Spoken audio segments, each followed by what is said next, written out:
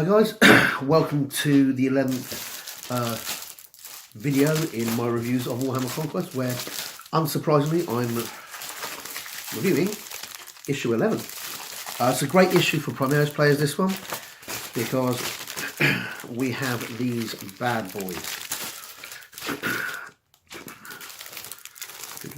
These are aggressors in Gravis armour. Not Terminators, nowhere near as tough to be honest, but they are heavy firepower and relentless doom marching upon your opponents. Now I'm just going to take them out. We're going to look again at the bases. Some of you may have noticed I didn't do the bases thing in last week's video. That's because it didn't come with a base, and I didn't realise this until I looked at some of the other ones in the shops. So apologies for later. The giveaway of the Mephitic Blight Crawler is going to be the giveaway of a baseless one. I didn't get a base in mine, strangely enough. Every other one I've seen has had a base in it, so in terms of a retro add-on to the review of issue 10, they are reasonably good, but issue 10 is the first time I've had one with something missing. Only a base, not massively important, but worth noting. Right, so first things first is what I know all of you want to see, the plastic grag. We've got quite a large one this time. It's giving us 3 guys, but they are 3 particularly tough and badass guys. These are the easy to build ones, so I'm looking at them and they only have the flamethrower option on them. You don't have the option for the bolters. Well, for the other weapons that come with aggressors. However, the flamethrower option is the funner of the 2 options, in my opinion. So I'm not unhappy with that. Also, I bought a set of aggressors when they first came out. So, and I built them with the flamethrowers. So in theory, in my bits box somewhere, if I can find them, because it's getting to be a bit hectic in my bits box now, are the right arms. For anyone who's relatively new to the game or has been collecting via this, you won't have much of what's known as a bits box, because all these easy to build contain just the parts you need to build the model. They don't contain any or many spares. That's one of the ways in which the GW keeps them a lot cheaper.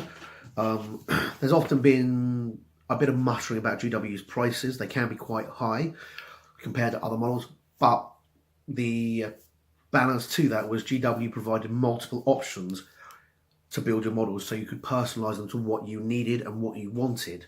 However, you were paying a little bit, not too much in my opinion, but certainly more, for that extra plastic.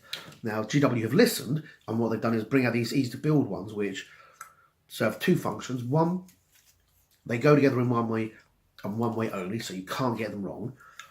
Or if you do, it'll look wrong and you'll know about it. 2, they have just the bits you need, which has allowed them to keep the price right down. And I'm not just talking about the $7.99 for the magazine. Give you an idea, I have an easy to build Primaris Dreadnought, the big one, the Redemptor. I paid £25 for that, and it's £40 for the standard Redemptor Dreadnought. So there's a massive saving there. It's allowed them to keep prices cheap for those who can't afford it, yet they're still doing most of the standard ones so that you can get the big, bad, cool stuff and mod it to how you like, because that's what a lot of us do want. So that's a great thing. That's a great business strategy by GW. I kind of hope it's not costing them much, because it does mean they're printing additional sprues. Hopefully, and I'm pretty sure it is accurate. You get this sprue in the standard aggressors, and the extra weapons are on an additional sprue of some variety, but I'm not 100% sure on that. You may hear me say things like hopefully GW are making a profit, and that's not because I'm a massive GW fanboy, although I am. It's because I want there to be a game tomorrow as well as a game today. A little aside there for anyone who plays these games: you have to support your companies, you have to support your local shops. None of this stuff is necessary. It's not food, it's not water, you don't need it. except in your soul. So if you want these companies to keep going, you have to buy from them. It's the silly thing about business. Right, let's get to this magazine. Nice and flat, this one. Not bent or creased as much as the others, but nice picture of the aggressors on the front. Standard inside cover, signed by Ian, whoever Ian is. I'm sure he's a wonderfully important person. I just never taken the time to read who he is. He's probably like the editor. He's probably written down there somewhere who he is. But thank you, Ian, for whatever it is you're doing. And whatever it is you're doing, keep doing it, because it seems to be working. Okay, and there we've got your basic background of what a Primaris aggressor is. He's big, he's bad, and he shoots fire. Oh, that's really nice. So I just noticed a nice little detail. A lot of people, when drawing flamethrowers, they draw the flame coming directly out of whatever aperture it is. But you can see there that you've got the source of fire, and then you've got the flamethrower, and the fire's not starting until the ignition point. That is a nice detail. There's been a lot of really high quality artwork with these guys. Really paying attention to the detail. Again, here's a description of the Gravis armour, which, as I said previously, it's not Terminator armour, but it is a tougher, upgunned version of standard Mark 10 Primaris armour. It's Mark X Gravis armour, which, in case you're wondering, is Mark 10. You've got a nice background of the Warzone Ultramar, which is where the most of the battles that are in this are being had. Basically, it's about the Death Guard attacking Ultramar. For those of you unfamiliar, Ultramar is the home system of the Ultramarines. It was originally carved out as basically a mini empire within an empire. The reason for this is Robo Gilliman, or Rabute Gurliman, however it's pronounced, was basically made by the Emperor as a mini emperor. As was Horus, and a lot of them were to a certain extent, but Gilliman's base concept was he was a builder as much as he was a warrior. The idea being that he would build, construct, and oversee the empire when the emperor moved off. So it's hardly surprising that his realm is a mini empire. Several realms, several Space Marines and Space Marine Primarchs and Space Marine chapters have worlds that look to them. The Space Walls have oaths of fealty and loyalty exchange between them, and multiple worlds. But none of them are so tightly organised as the Ultramarine Ultramar sector. It is literally a centrally organised empire, run and organised from the Ultramar, and from Ultramar, from the Ultramarines' home world. You might wonder why a lot of the stuff you see is from Ultramarines in this. That's because Ultramarines are basically the bog standard core Marine. Most other Marines are a variant on that theme. Like, they're not Space Wars, not quite as tactical, far more aggressive, far more working together. There is a picture, however, of a salamander there, so it's not all Ultramarines. We have March of the Plagues, another little description story there, and Deadlocked, again telling you about some of the battles in the Ultramar sector. Sorry. Here we've got the salamander, and actually a little bit about the salamanders and about who they are. Well, not actually, it's just a bit about what happened in this thing, a little mini story involving the salamanders, which goes through there, which is nice because, as I say, it's giving us some more input into another chapter in the Space Marines. There's nothing wrong with Ultramarines. They get a lot of fan grief. Most of it's good natured because they are the basic Marines, but that doesn't mean they're not awesome in their own right. And for those of you who want a little bit of history, there was a lovely gentleman who shall remain unnamed who wrote an Ultramarine Codex, which basically in which the story was basically Ultramarines are better than everybody else. No. Everyone wishes they were Ultramarines. Robert Gilliman, Spiritual Liege. I'm sure you'll find it on many of the things. And that kind of, he kind of misjudged the tone, and that's where some of the more heated ribbing of Ultramarine players came along, which I think, frankly, they fixed it now, so that should be stopped and given up, because there's nothing wrong with Ultramarines. They're a good, solid chapter with a decent history that's cool and fun to play. And here we've got the how to build the Primaris Aggressors. It points out that each of the components are numbered, which is the same for all of these, but these are a slightly more complex kit, so it's worth making a note of that. Here, the safety, clipper safety. Oh! But it points out, you need to use these numbers to find the parts. The way I tend to do it is, rather than clipping everything out at once, I'll find the first the first two numbers I need. Sorry, pages come up, that's fine. And stick those together, then look for the second number and the third and build it like that. If it's in any way a complicated thing. A lot of the kits are reasonably simple, so you can actually just put them together. Here's some bits that you could use for this. There's bits of scenery, which if you're not planning to use them for this bit, for these models, you could keep and use elsewhere. They have no spare heads, or alternate heads on the sprue. 1, 2, 3. Yep, no alternate heads, so you've just got the basic heads for the Primaris. But if you've got heads from something else that you didn't use, for example, the Lieutenant, if you didn't use his spare head, you can totally swap out that head and swap other heads in. Now you've got how to paint the aggressors. These are the paints that you need.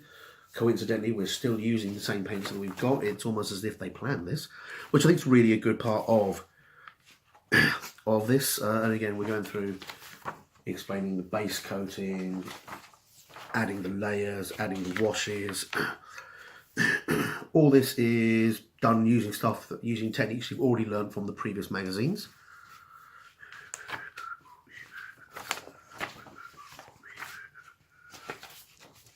So I just try to put that page in, so when I put it in my folder, it doesn't get lost.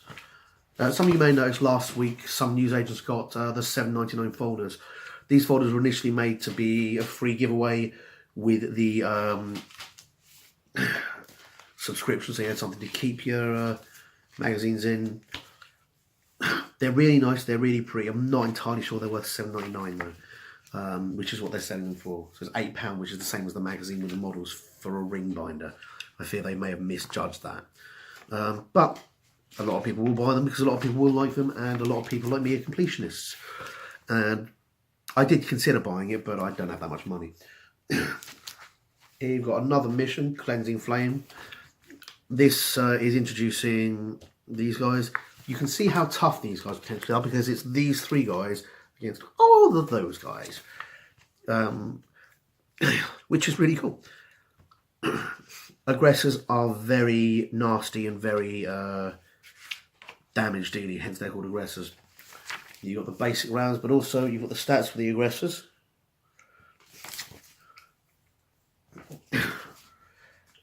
Got a little picture of how they work and how it works. As you can see, you can do a lot of damage in a short time with aggressors. These flamethrower aggressors are very short range. They're designed to get right up to your opponents, and there is an alternate aggressor build with a longer range guns, but it doesn't do as much damage. So your alternate aggressor builds for if you buy normal aggressors are range versus damage. I like them both.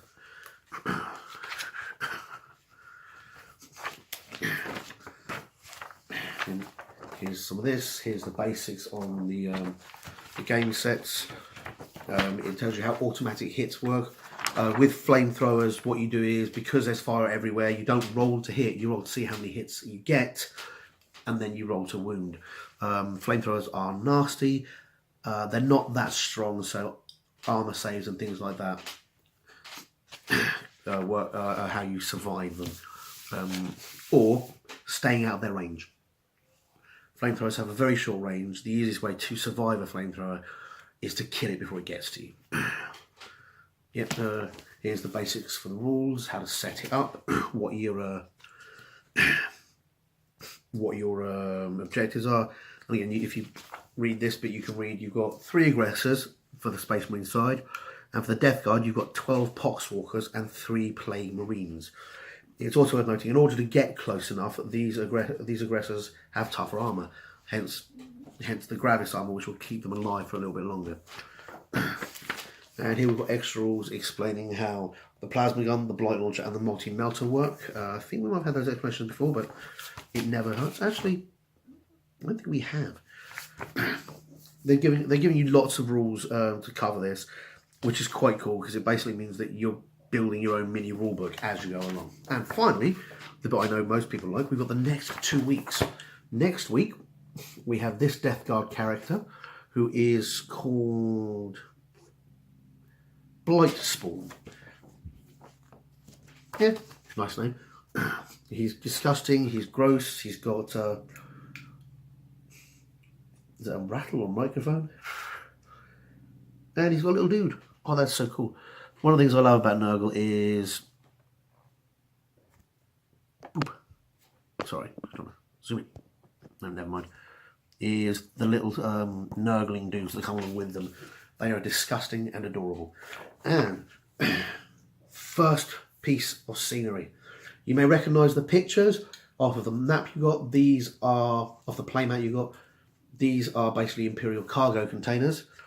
They can come with 2 bolt guns, which means they can be interacted with and used as scenery. Hopefully the rules will get there. And then we've got some ammo boxes and some barrels, which is nice. And it's one of the things I've been looking forward to the most. Right, now for the competition. Having rolled on a dice, the winner is Dana Hackney. This will be coming to you. I will message you as soon as I can, or poke you on your comment on the last video to get you to email me your address. As I said, apologies. For some reason, mine didn't come with the base. So it doesn't make a massive amount of difference. I'm sure if you pop into your local GW or game store, they can supply you with a base. If not, I'm sure you can work something out. But yeah, I didn't get a base with it. Really sorry. Yeah. But it's still an amazing model, it's still usable, and it will be winging its way to you. Okay, I hope you guys enjoyed the video, and I will see you next time. Hi guys, hope you enjoyed that video, and if you did, remember to like and subscribe to my channel. I'm also on Facebook and Twitter. Not sure why, but I am. So if you like it, see me there, and please tell your friends. Thanks very much. Bye.